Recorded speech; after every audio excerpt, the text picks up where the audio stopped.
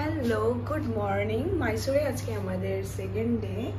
তো আজকে আমাদের ট্যুরিস্ট স্পটের মধ্যে রয়েছে লিস্টে রয়েছে যেগুলো দেখবো, সেগুলো হচ্ছে চণ্ডী মাতার মন্দির, জু এবং অ্যাকোরিয়াম।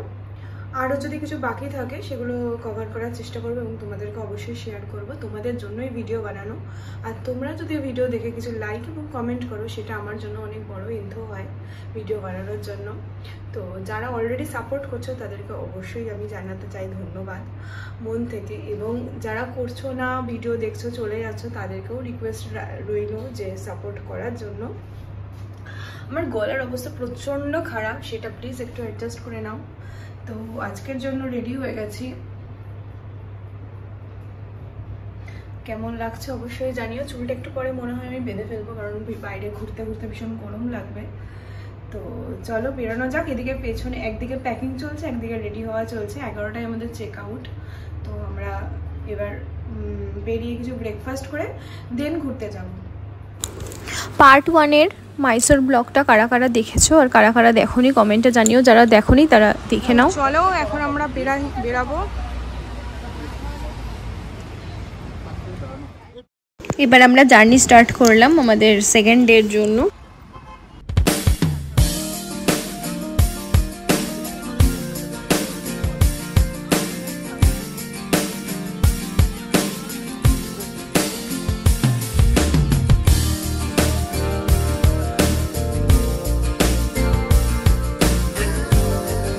এখানে একটা রয়েছে সি সেল আর্ট মিউজিয়াম। প্রত্যেকটা ট্যুরিস্ট স্পটেই প্রচুর প্রচুর মিউজিয়াম থাকে। তো আমরা সব দেখে দেখে মানে একঘেয়েমি হয়ে গেছে, আমাদের হাতে টাইমটাও কম। তো আমরা ফার্স্ট মন্দির যাব। তো যাওয়ার পথে এটা পরে তোমাদেরকে একবার দেখিয়ে দিলাম। আর মন্দির যাওয়ার পথে এন্ট্রিটা নিয়ে বেশ ভালো, মানে পাহাড়ি অঞ্চলের মধ্যে দিয়ে যেতে হবে। ভীষণ সুন্দর পরিষ্কার রাস্তাটা, আর বেশ হালকা ঠান্ডা ঠান্ডা আছে। আর ভাই প্রথমবার পাহাড়ে গাড়ি নিয়ে উঠছে, এটার আমাদের একটা আলাদাই এক্সাইটমেন্ট রয়েছে, একটু টেনশনও হচ্ছে, ভালোও লাগছে। সব মিলিয়ে মিশিয়ে একটা সুন্দর এক্সপিরিয়েন্স। তো চলো যাওয়া যাক। আমার এই পাহাড়ের বাঘগুলো ভীষণ ভালো লাগে, আসলেই যেন কেমন মনটা মানে ভালো হয়ে যায়, মাইন্ড ফ্রেশ হয়ে যায়। ঘুরতে তো যায় লোকে রিফ্রেশমেন্টের জন্যই। এই রাস্তাটা দেখে একটা গান মনে পড়ছে। কি গান বলো তো?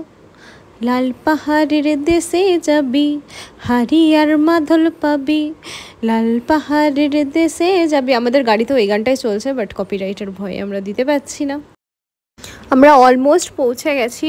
জাস্ট এবার পার্কিংয়ের মানে রাস্তাটায় মানে গাড়ি সেখানটাতে একটু ভিড় রয়েছে, তো গাড়ি পার্ক করে এবার আমরা যাবো।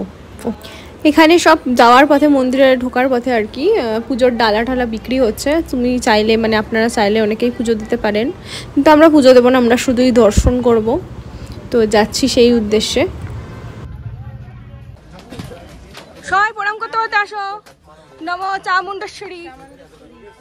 দু সাইডে শুধু বিভিন্ন দোকান, এবং ওপরে এত সুন্দরভাবে ট্রিপল টাইপের দেওয়া রয়েছে না, মন্দিরে যেতে আর যাওয়ার পথে কারোর মানে কোনো কষ্ট হবে না। গরমের যে কষ্টটা হচ্ছে সেটা হওয়ার মানে অনেকটা কম হচ্ছে আর কি ব্যাপারটা। তবে মানে এই সময়েও যে এই ফেব্রুয়ারি মাস, মার্চ মাসেও যে এত গরম সেটাই ভাবা যাচ্ছে না। যাই হোক, এখানে একটা গডলি মিউজিয়াম আছে যেটা আমরা দেখবো। তার আগে আমরা একটু আখের রস খেয়ে নিই, কারণ একটু গরম লাগছে আর গলাও মানে জল পিপাসাও পাচ্ছে, গলাও টানছে। এবার আমরা গডলি মিউজিয়ামটাতে প্রথমে প্রবেশ করব। এটা পুরো এন্ট্রি ফ্রি, মানে মানে এখানে কোনো এন্ট্রি চার্জ লাগবে না। এখানে ভগবান সম্পর্কে এবং আমাদের এখানে পাপ পুণ্য, মানুষের মানসিকতা, বিভিন্ন জিনিস নিয়ে, এবং 25,000 বছর আগে মানুষের কি রূপ ছিল, এখন কলিযুগে কি হতে চলেছে, এই সমস্ত কিছু ভগবানের লীলা খেলা সমস্ত কিছু বোঝানো হবে। কিন্তু ভিডিও অ্যালাউড নয় ভেতরে, সেই জন্য আমি ভিডিও করতে পারিনি। এখান থেকে বই কিনেছি দুখানা, পড়বো বলে, মানে এই সম্পর্কে অনেক কিছু জানবো বলে শুনেছি, বাট আরও বাড়ি গিয়ে পড়ার ইচ্ছা আছে। আর আমরা মন্দিরটা খুঁজে পাচ্ছি না, চামুণ্ডেশ্বরী মন্দিরটা। লোককে জিজ্ঞেস করলে কেউ বলছে এদিকে, একবার হেঁটে ওদিকে চলে যাচ্ছে, একবার এদিকে চলে যাচ্ছে, এই করছি। মন্দির অ্যাট লাস্ট এসে খুঁজে পেয়েছে। আর এটা হচ্ছে ভোগের বা পুজো দেওয়ার কিছু একটা লাইন হবে বিশাল বড়, তাই আমরা ঢুকলাম না ওখানে। এই মন্দিরের দিকে বা যাচ্ছি হেঁটে হেঁটে। ভীষণই সুন্দর মন্দিরটা দেখে, বাইরে থেকে মন একদম ভক্তিতে ভরে যাচ্ছে, খুবই ভালো লাগছে, একদম আকাশ ছোঁয়া মনে হচ্ছে, বিশাল বড়। এই হচ্ছে মন্দিরে প্রবেশ করার লাইন মানে বিশাল বড় লাইনটা যে কত রাউন্ড ঘুরেছে তার কোনো ঠিক নেই। আমরা যদি এখন এখানে দাঁড়াই তাহলে সন্ধ্যে 6টা-7টা বেজে যাবে ঢুকতে ঢুকতে, আর কোনো ট্যুরিস্ট স্পটই আমাদের দেখা হবে না, সেই জন্য আমরা ঢুকছি না, এটাই ডিসিশন নিলাম। কারণ ভগবান সব জায়গায় আছে, শুধু যে মন্দিরের ভেতরে আছে তা না, বাইরে থেকে ভক্তি ভরে প্রণাম করলেও হবে। আর এই মন্দিরের অপোজিটে সাইডেই একটা পাহাড় দেখা যাচ্ছে, আকাশের সাথে পাহাড়টা মিশে রোদ পড়ে খুব সুন্দর লাগছে, বাট যতটা চোখে ধরা পড়ছে ততটা ক্যামেরা বন্দি করা যাচ্ছে না। তো আমরা এবার প্রণাম করে এখান থেকে চলে যাব।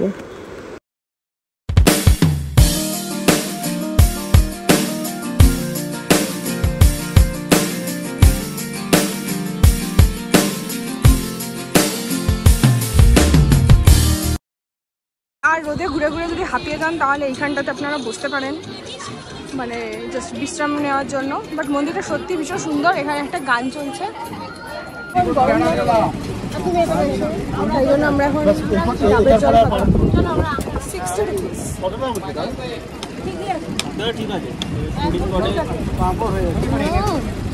দারুণ মিষ্টি। এই যে গোপুসোনার জন্য একটা চারটা বেলনা কিনেছি, সামনে জন্মাষ্টমী আসছে সেই জন্য। 3টে ফ্লোর ধরে এখানে বেশ পার্কিংয়ের সুব্যবস্থা রয়েছে। এই তো WB এর গাড়ি আমাদেরটা পাওয়া গেছে। এই যে এটা করে তোমাকে লুচি বানিয়ে দেবো, তুমি হ্যাপি তো সোনা? গোপু সোনা তোমার জন্য কিনে এনেছে এটা। এবার আমরা মন্দিরের এখান থেকে বেরিয়ে অন্য ট্যুরিস্ট স্পটগুলোতে যাব। আর এখানের পার্কিং চার্জ মেবি 60 রুপিস ছিল, 60 কি 40 এরকম কিছু একটা ছিল, এক্স্যাক্ট আমার মনে পড়ছে না এখন, বিকজ আমি ভিডিওটা অনেক দিন পর বানাচ্ছি।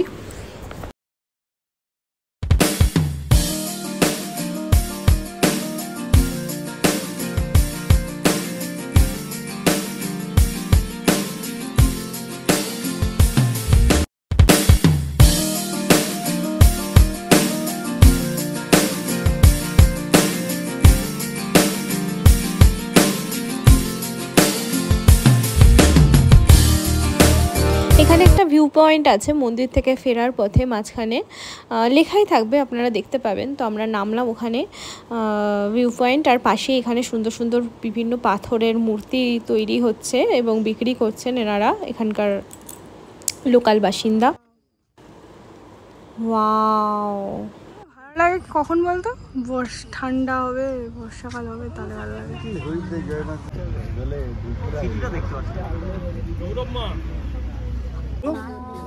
গোপু দেখছে ভিউ পয়েন্ট। কি পুরো মাইসোর সব? হ্যাঁ হ্যাঁ, এই সাইডে আসলে মুসুরি দিকে দেখতে হবে। মুসুরি কি? হ্যাঁ একটা কথা। আচ্ছা, এই যে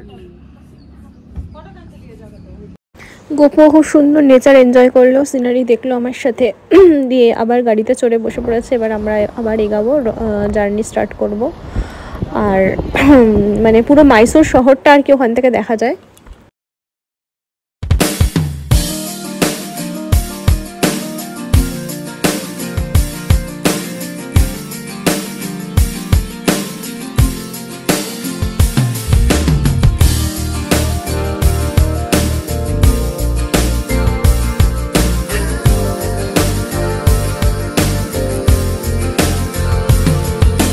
এবার আমরা রওনা দিচ্ছি মাইসোর জুয়ের দিকে, কিন্তু অনেকটা অবেলা হয়ে গেছে, সবারই ভীষণ খিদে পেয়ে গেছে।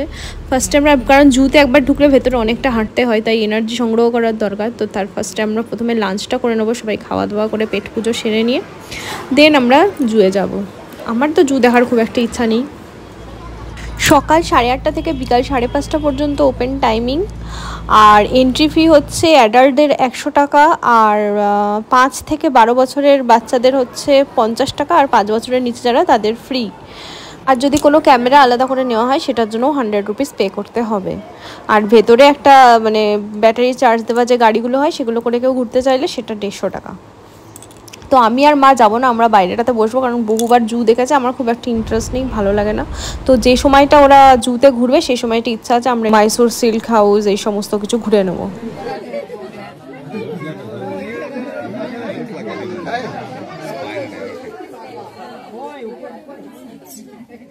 এদিকে ঘুরে বসতে পারতো।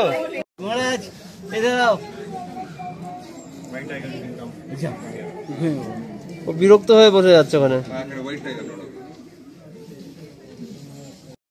সিঙ্গের টার্গেট খুব বড় বাজে রে। সিঙ্গের টার্গেট খুব মারা তো, এমনি করে না কাউকে এখন। না এত লোক দেখছে না, ওই দেখ পা ইয়ে বললো, যখন থেকে আঁচড়াচ্ছে তখন এই লাভটা মারবে। দেখছে সব লোকজনদের ভালো করে, হাঁপিয়ে গেছে ও।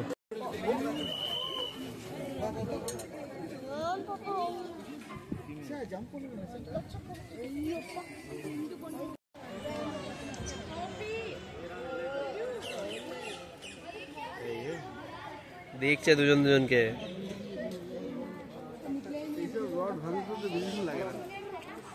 খড়গুলো ভেঙে দিয়েছে।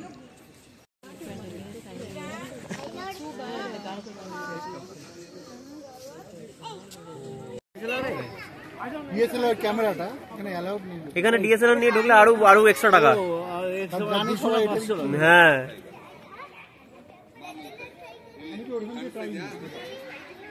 চলে গেল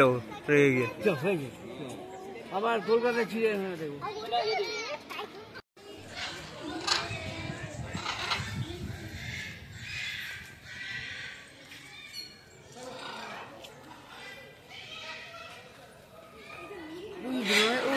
হ্যাঁ নিচ্ছি ওগুলো।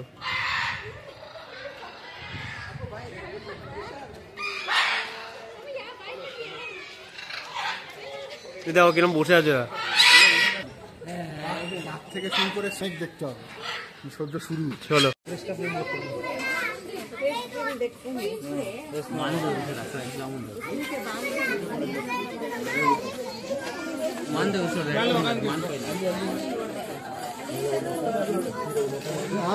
দেখি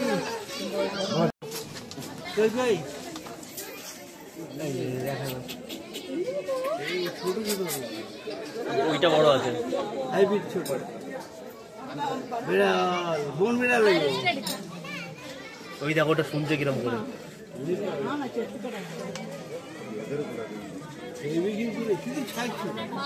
ওটা ঘুমাচ্ছে গাছে। হ্যাঁ ওটা গাছেও ঘুমা সত্যি সত্যি।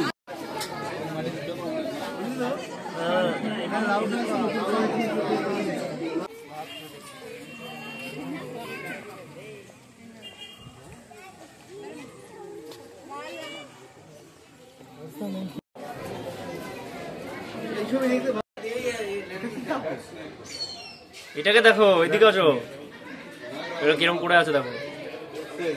ওই যে উপরে,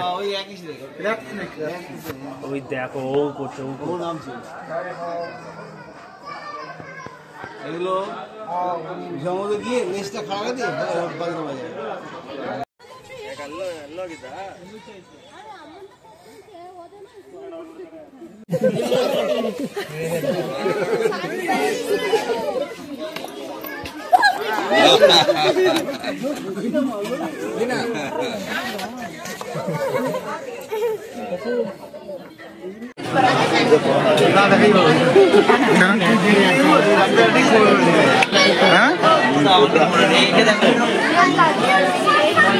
দেখো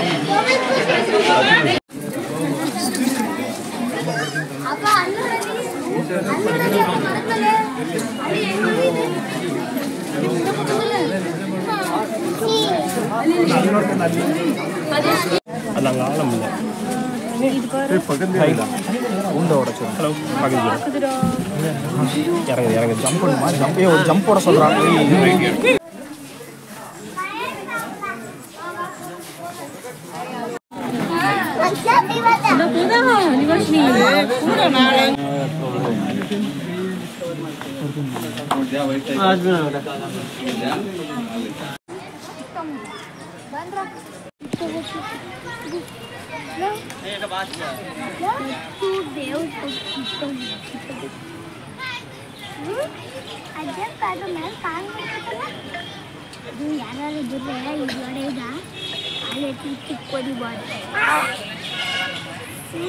ওদিকে পাশেরটাই দেখছে, ও পাশেও আছে নাকি আরো বন্ধুকে দেখছে, কিন্তু ওকে এত বড় জায়গা কেন দিয়েছে?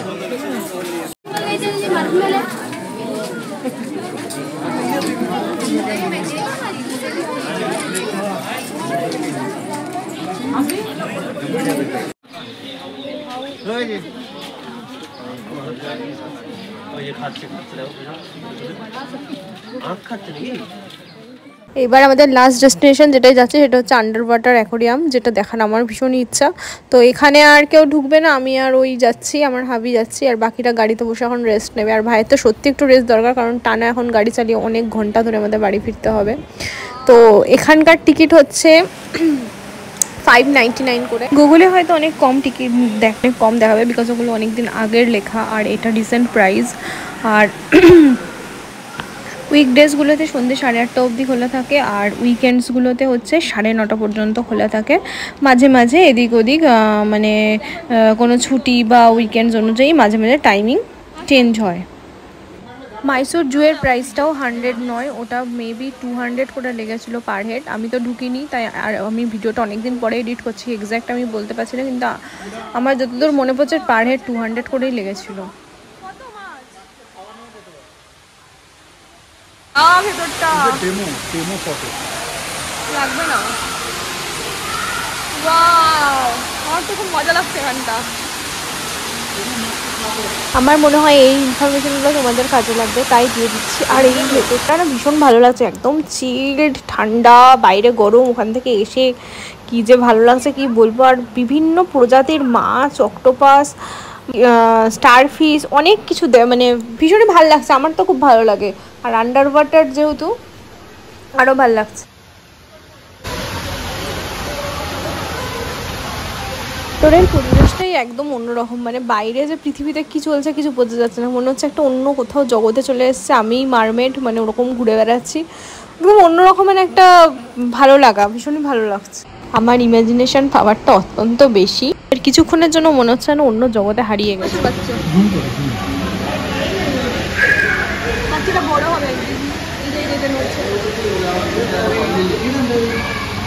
এখানে একটা ফাউন্টেনের মতন আছে, খুব সুন্দর। আমার গোপুসোনাকে ওখানে বসিয়ে রেখেছে, ও ব্যাপারটা এনজয় করছে।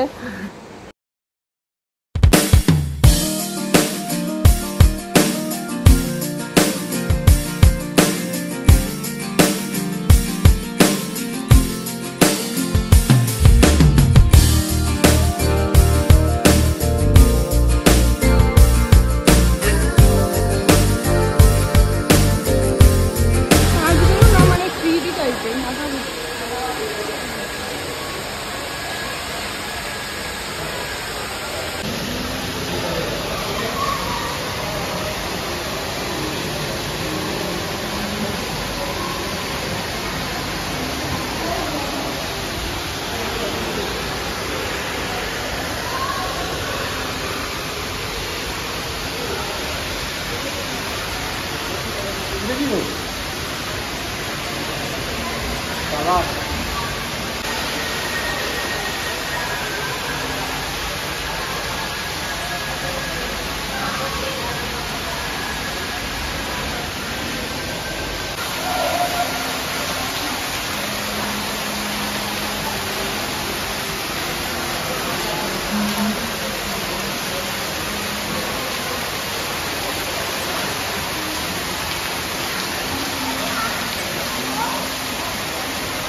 গোপুসোনাকে তোর পাপার কোলে ধরিয়ে দিয়ে আমি ব্লগিং করছি, আর এই মাছটা দেখো কিরকম বারবার হাঁ করছে, করছে।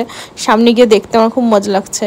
আর একটা টানেলের মধ্যে আমরা আছি, মানে ওই আন্ডার ওয়াটার যে বললাম অ্যাকোরিয়াম, আর তার মাঝখান দিয়ে আমরা হেঁটে হেঁটে যাচ্ছি। চারিদিকে শুধু মাছ আর মাছ, বিভিন্ন প্রজাতির মাছ, ভীষণ ভালো লাগছে, আমার তো খুব ভালো লাগছে। বড় ছোট রঙের নানা রকমের মাছ।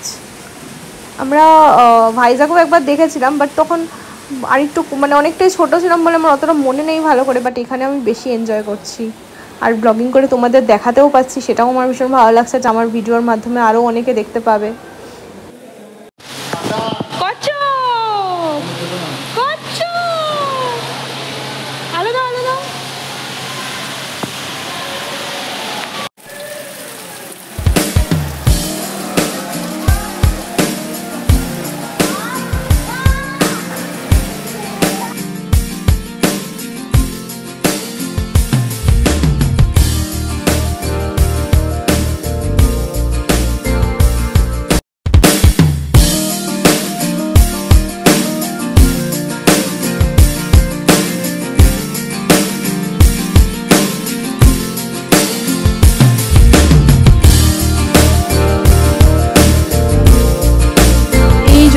ভেতরে একবার ঢুকলে কতক্ষণ যে এর ভেতরে আমরা রয়ে গেছি, কতক্ষণ সময় কাটিয়ে ফেলছি কিছু বুঝতেই পারছি না। লাস্টে বাইরে থেকে ফোন করছে যে তাড়াতাড়ি আয়, বাড়ি ফিরতে হবে। সে অনেক রাত হয়ে গেছে, তবেই গিয়ে আমরা মানে বেরিয়েছি। মানে ঘড়ির দিকে ফোনের দিকে কোনো খেয়াল নেই, শুধু মানে অবাকভাবে দেখেই যাচ্ছি। চারদিকে মাছ, তার মাঝে আমরা। দারুণ ব্যাপার।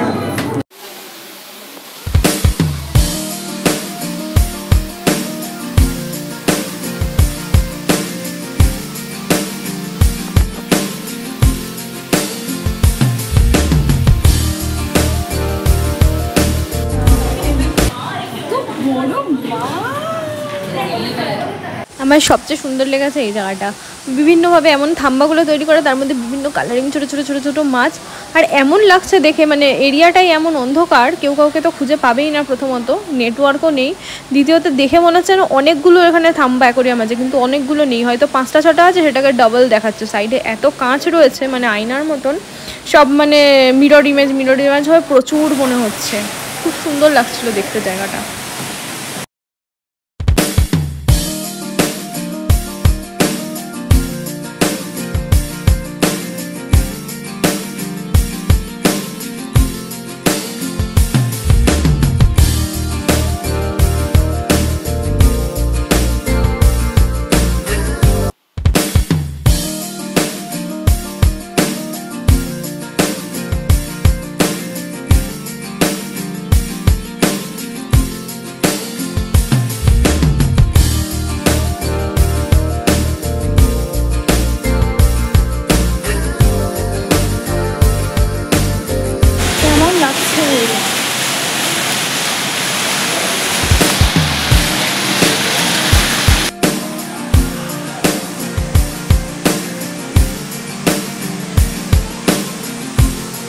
বাইরে ওয়েট করতে অ্যাকচুয়ালি ওরা অনেকক্ষণ বসেছিল গরমের মধ্যে, ওদের সত্যিই খুব কষ্ট হচ্ছিলো। বাট আমরা যেহেতু ঠান্ডা জায়গায় ছিলাম, তাই কিছু বুঝতে পারছিলাম না, আমরা ভালোই ঘুরছিলাম।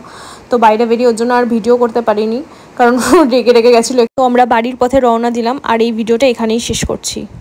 এই হলো আমার মাইসোর শপিং, মানে ঘর সাজানোর জিনিস, যেটা আমার কিনতে ভীষণই ভালো লাগে। আর ওই সেন্টটা, আতরটা হচ্ছে গোপালের জন্য কিনেছি। আর ভিডিওটা যদি ভালো লাগে, লাইক, কমেন্ট, শেয়ার এবং সাবস্ক্রাইব করে অবশ্যই পাশে থেকো। বেল আইকনটি প্রেস করতে ভুলো না পরবর্তী ভিডিও নোটিফিকেশনের জন্য। সবাই ভীষণ ভালো থেকো, সুস্থ থেকো এবং অবশ্যই আমার পাশে থেকো। পার্ট 1-এ রয়েছে মাইসোর প্যালেস, তো তোমরা গিয়ে অবশ্যই এই ভিডিওটা দেখে নিও। Thanks for watching.